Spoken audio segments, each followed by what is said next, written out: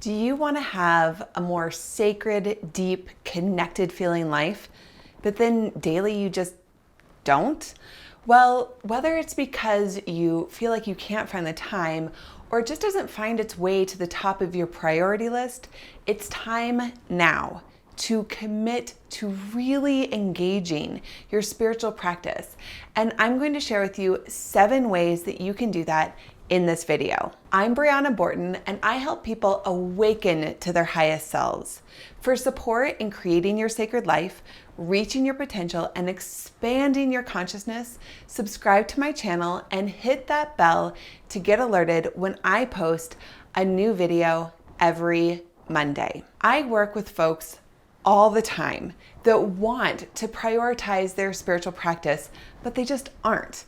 And I found that it's more about knowing exactly what to do and doing it than it is about somehow magically having more time or energy for it. Doing these things is what brings you more time and energy. So it's really worth every single moment that you invest in it. And you have to take the action to start seeing those results.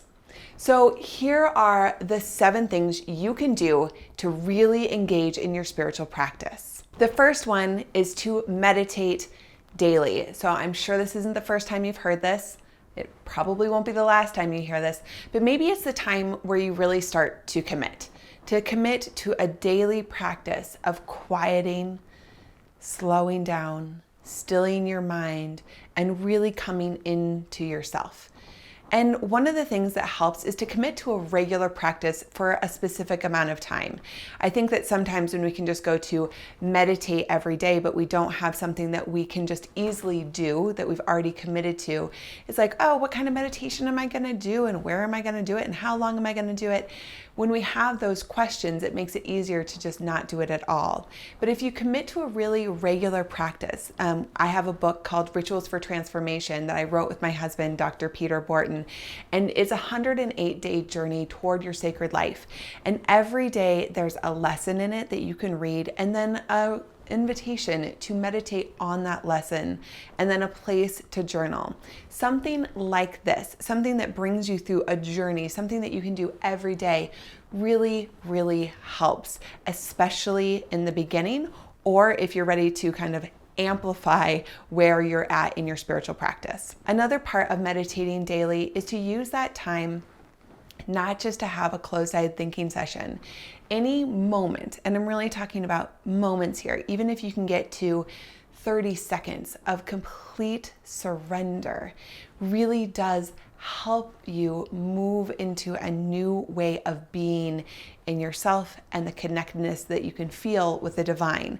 So let's say you start with a 10-minute meditation daily. If you can even have one of those minutes be in surrender, so much will open up for you. Number 2 is to write it down. What are you creating? What do you want?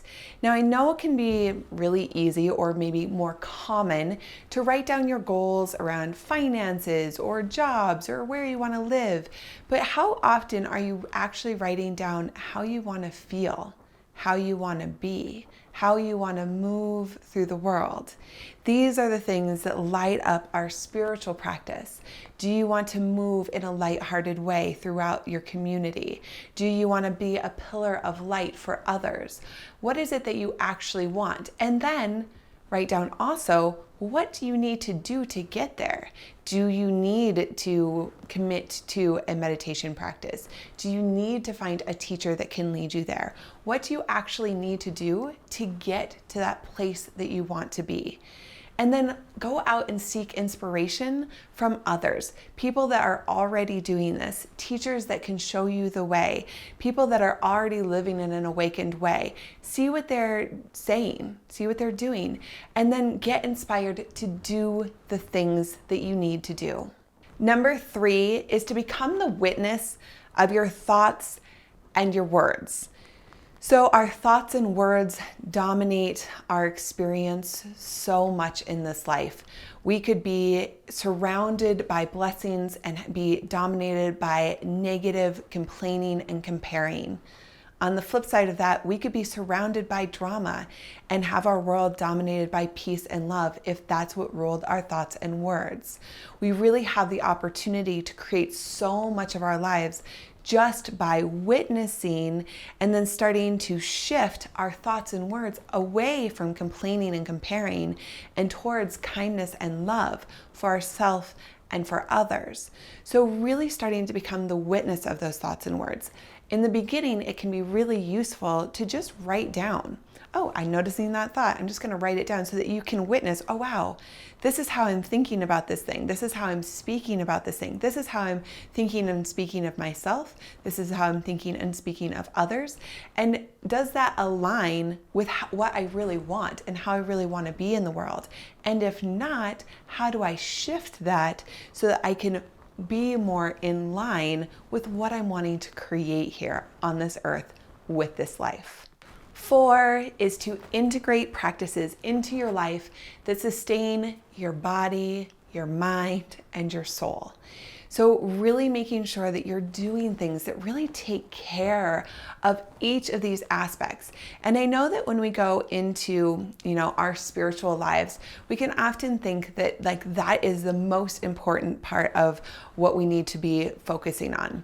And that might be true if you've already kind of checked those boxes of body and mind health, but these 3 things together are really essential. If you don't take care of your body and really give it the nourishment that it needs, then your soul and your spiritual development will really be stunted because you won't feel healthy. Same with the way that we access the parts of our mind that need our attention and that need to be thriving. So making sure that every day you're doing things that help you thrive. Sometimes it can be helpful to start to train yourself with mundane activities that occur regularly in your life to check in on other aspects of your life. For instance, maybe you start to train yourself to, every time you walk through a doorway, to check in on your breath. Oh yeah, breath. And just have a deep breath. This is a really useful way to start to integrate these practices into your daily life. So making sure that you're drinking enough water. You can do little things that are attached to mundane activities. Like every time I go to brush my teeth, I'm also going to fill up a glass of water and I'm going to drink that glass of water over the next 10 minutes. So that you're really creating for yourself some structure so that you can really thrive within that. In our dream book and planner that my husband and I created, we also have a list of rituals for thriving that we encourage people to do some of every week. These rituals for thriving are really essential to make sure that we do regularly. And if we stop doing them or don't do them, that we can really see our body, mind, or soul really suffer. So I wanted to share with you some of those rituals for thriving now. So they are exercise, meditate and breathe, journal, dance, go on a date, connect with nature, visualize, family time, cook and eat a healthy meal, organize your space or life, get rid of things that you don't love, be with friends, play, let go and forgive, sing and make music, create art, read for enjoyment, connect and pray, call someone or write a letter, stretch and do yoga, massage or exchange touch with someone, serve your community, and a technology break. So these are some of the rituals for thriving that we encourage people to choose from every week and to make sure that you're actually putting them in your calendar so that you're doing them. So I'm curious for you, what is one of these rituals for thriving that you most want to integrate into your life but currently aren't? I would love to see your answer in the comments below. So number 5 is to assess and develop self-trust. So self-trust is the trust of ourselves to do what we say we're going to do, to be in alignment with our values, and to really move spirit through us out into the world.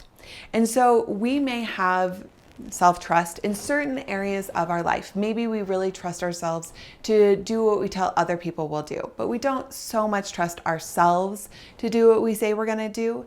So it's useful to go through an assessment and just see, where are you trusting yourself? Where are you not trusting yourself? And then develop that self-trust. Some of the ways to develop self-trust are to keep your agreements with yourself and with others. And if you can't, to have conversation and to make sure that you're communicating and cleaning up anything that needs to be cleaned up. You can also just check in and make sure that your actions are really rooted in your values and coming from your highest self. And when you go to develop these things, it might at first feel a little scary. Maybe you haven't actually spent a lot of time really developing self-trust before. And so I just want to remind you to be really gentle with yourself. If you find that you lack self-trust in a lot of different areas, just know that you get to change, that you are in process, that we're all in process, and forgive yourself, be so gentle, and then come back to really, really committing to developing that self-trust. And number 6 is to ritualize daily activities. So we all have these daily activities that we do all the time, like eating dinner or getting ready or bedtime or waking up in the morning. And these are opportunities for us to create little rituals. And it doesn't have to be anything complicated. It's just a way to sink in and mark time and get really present with what we're doing. For an example, my family, every night before we eat dinner, we hold hands, we say mantras, we light a candle, and it's just a little ritual that sinks us into the process of being together and breaking bread. You can also do this around bedtime, and we do this for children a lot. Like, here's the bedtime. We usually call it a routine for kids, but it really helps them mark, like, oh, right now, sinking into this feeling. I'm actually honoring this time before sleep, right? But as adults, we can tend to not do that for ourselves. But what if we change that? What if we created some rituals around going to bed? One of the things that my husband and I do is that every night before bed, we talk about things that we appreciate about each other. We write down in our journals things that we're grateful for, and we make sure that we meditate and kiss every single night. So it's a simple routine, but it actually becomes a really deep ritual that grounds us and reminds us of the specialness of this life. Number 7 is to create time for self-reflection. Really using the opportunity that we have in this lifetime to witness ourselves in life, and then to see what's working for me, what's not working for me. How do I feel about that? How did I react to that? How would I like to do that differently? Or what aligns for me here? What doesn't align for me here? And really actually becoming more aware of ourself and noticing maybe where our ego steps in, where our highest self steps in, and just being witness. It's really useful to use a journal to do this, because then you can look back and you can see how much you've shifted and changed. So these are my 7 tips for today on how you can really amplify your spiritual journey. You can do this.